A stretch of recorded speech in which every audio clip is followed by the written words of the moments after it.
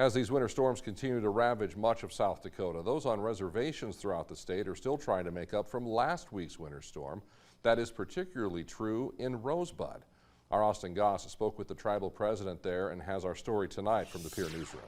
A lack of propane and an inability to get to the grocery store are making these winter storms particularly brutal on South Dakota's reservations.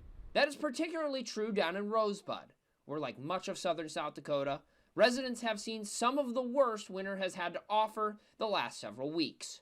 Rosebud police are enforcing a no travel advisory with the threat of a $500 fine if they have to rescue you.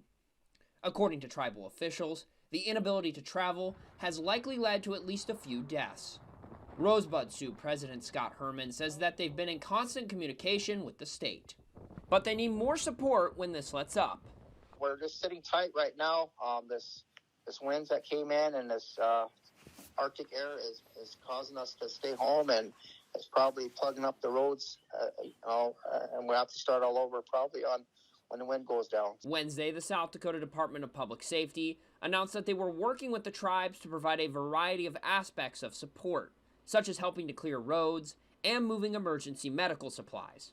Our whole department in public safety, especially our Office of Emergency Management, has been working very closely with the tribes so they can talk about needs and resources that they have resulting from this storm.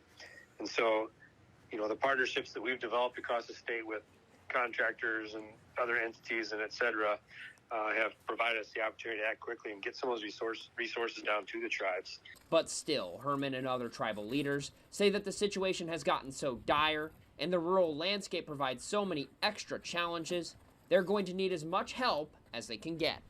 I was expecting more help from the state, but we just didn't get it.